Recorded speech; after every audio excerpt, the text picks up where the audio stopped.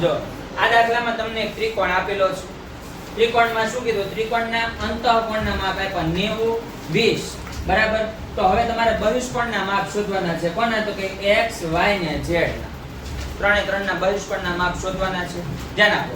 પહેલા તો તમારી પાસે બધાના માપ અંતઃકોણનું માપ હોવું જોઈએ. ચાલો 90 20 તો અહીંયા કેટલા આવશે? તો આપણે આવું ભણીએ કે ત્રિકોણના ત્રણેય ખૂણાના માપનો સરવાળો કેટલો થાય? 180. ત્રિકોણના ત્રણેય ખૂણાના માપનો સરવાળો 180 થાય. 180 અંશ થાય. તેથી એકનું માપ કેટલું છે? 90 અંશ પ્લસ એકનું માપ કેટલું છે? 20 અંશ પ્લસ એકનું માપ તમારે શોધવાનું છે, જેને મેં નામ આપી દીધું a, આલ્ફાબેટનો a નામ આપી દીધું. બરાબર? કેમ કે મારે શોધવાનું. તો a બરાબર કેટલા થાય? 180 અંશ થાય. 90 પ્લસ 20 એટલે કેટલા થાય? 110.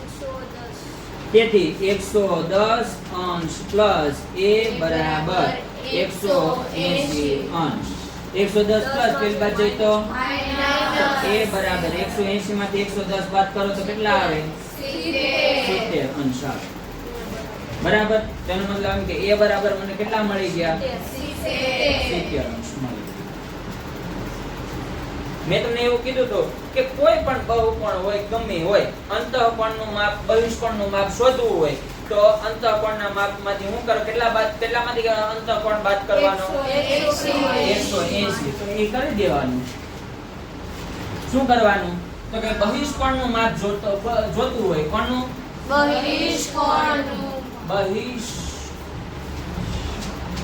બહિષ્કોણ બરાબર 180 માઈનસ અંતઃકોણ. ચાલો અંતઃકોણ બધા છે ને 20 90 70 બધા જ છે કે નહીં? હવે મારે કોનું માપ જોઈએ? બહિષ્કોણ કયો જોઈએ? x જોઈએ. કયો જોઈએ? x. તો x બરાબર 90 180 માઈનસ 180 માઈનસ 90. તમને x ની વેલ્યુ કેટલી મળી?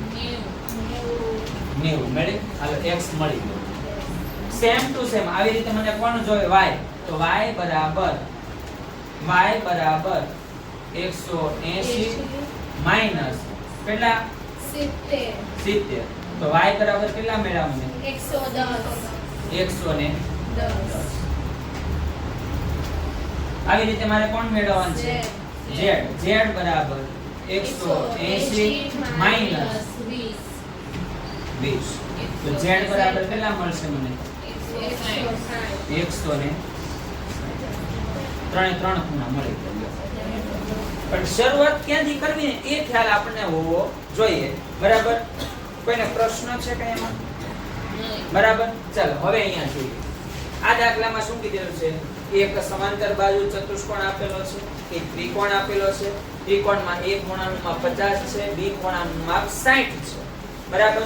હવે એના ઉપરથી તમારે ખાલી માત્ર ને માત્ર કોની કિંમત મેળવવાની છે? x ની કિંમત મેળવવાની છે. કોની કિંમત મેળવવાની છે? x ની કિંમત મેળવવાની છે. જો અહીંયા કીધું AD બરાબર એટલે AD ઈ કોને સમાંતર છે? xy. x ક્યાં છે? અહીંયા xy. અને ઈ સમાંતર કોને છે? તો BC ને. એનો મતલબ એ કે આ બધી બાજુ કેવી છે? સમાંતર છે. સાંભળી લેજો. જો હવે જો અહીંયા ધ્યાન આપજો. જો સાંભળજો, રકમમાં એ કીધું છે AD જે AD બાજુ છે ને, આ એક બાજુ ઈ કોને કોને સમાંતર છે? સાંભળી લેજો. AD છે ઈ કે આ બાજુને 1 2 અને આ 3, આ ત્રણે ત્રણ બાજુને કેવી છે? સમાંતર. સમાંતર બાજુ આપેલો હોય એટલે સમજવાનું એમાં યુગ્મ કોણની જોડ, અનુકોણની જોડ, અભિકોણની જોડ, કોઈ પણ જોડ તમે બનાવી શકો છો. તમને માપ કયું શોધવાનું છે? x. હવે જો AC એટલે કે AC આ માપ આખું અને dy આ માપ આખું, ઈ પણ એકબીજાને કેવી છે? સમાંતર છે.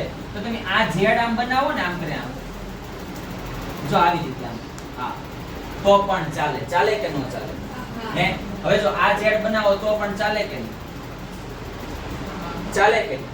હે તો તમને x શોધવું હોય તો શું કરવું પડે? જુઓ એકદમ સિમ્પલ છે જો ધ્યાન આપજો અહીંયા ખાલી હું તમને એમ કહું ત્રિકોણના ત્રણેય ખૂણાના માપનો સરવાળો કેટલો થાય 180 માની લો કે હું અહીંયા C આગળ ખૂણો બનાવું એનું નામ આપું A કોનું નામ આપું A આપી દઉં એને તો ધ્યાન આપજો અહીંયા ત્રિકોણના ત્રણેય ખૂણાના માપનો સરવાળો કેટલો થાય 180 બરાબર તો આપણે લખી શકાય કે ત્રિકોણ માપ ખૂણો A પ્લસ માપ ખૂણો B પ્લસ માપ ખૂણો C બરાબર કેટલા થાય 180 ધ્યાન આપજો માપ ખૂણો A બરાબર કેટલા છે તો કે 50 અંશ પ્લસ B બરાબર કેટલા છે 60 અંશ અને C બરાબર કેટલા છે A બરાબર 180 તેથી A બરાબર કેટલા થશે 110 180 માંથી 110 બાદ કરશો કેટલા મળશે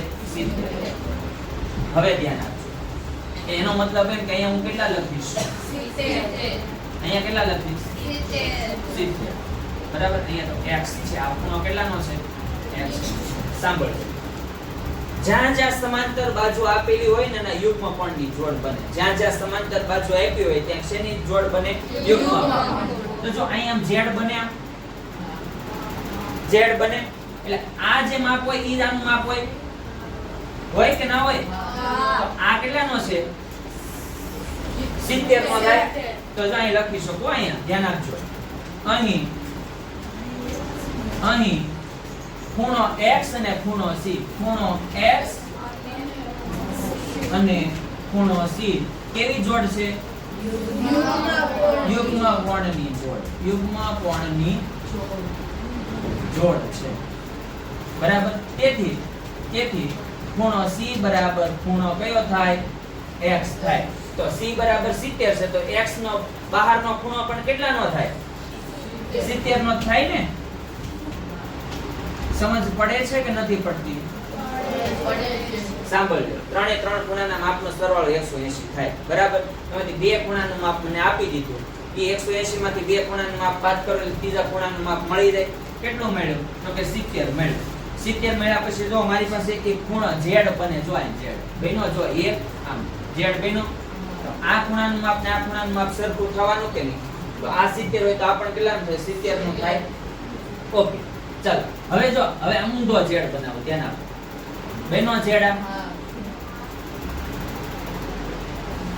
બને કે z કે નથી બનતો બને તો આ ખૂણાનું માપ હોય એટલું જ y નું માપ હોય કે ન હોય એટલું જ y નું માપ હોય ને તો આ 70 હોય તો y પણ કેટલાનો થાય 70 તો અહીં લખવાનું ખૂણો x અને ખૂણો y ખૂણો x અને ખૂણો y કેવા છે યુગ્મ કોણ છે તેથી ખૂણા y બરાબર કેટલાનું માપ આવે 70 નું આવે 70 આવે આ બાજુ ને આ બાજુ એકબીજાને સમાંતર છે આ બાજુ ને આ બાજુ એકબીજાને સમાંતર છે બધી સામસામેની બાજુ સમાંતર હોય બરાબર તો પાંચ પાસેના ખૂણાનો સરવાળો કેટલો થાય 180 થવાનો આ 70 હોય તો આ કેટલાનો થાય x 110 કેટલાનો થાય 110 તો જો પાંચ પાસેનો ગુણધર્મ લગાડી દેવાનો પાંચ પાસેના ખૂણા હંમેશા કેવા હોય પૂરક હોય કેવા હોય પૂરક હોય તો પૂરક એટલે 180 માંથી હું 70 બાદ કરું તો મને ખૂણા x નું માપ એટલે ખૂણા d નું માપ ખૂણો d બરાબર x એના બરાબર મને કેટલા મળશે 110 અંશ મળશે આવી રીતે તમે શોર્ટ કરી શકો છો પણ સાંભળજો તમને આ શું કહેવા માંગે ને તમને ખ્યાલ આવવો જોઈએ તો જ ખબર પડે બાકી ખબર પડે નહીં સમજ પડે છે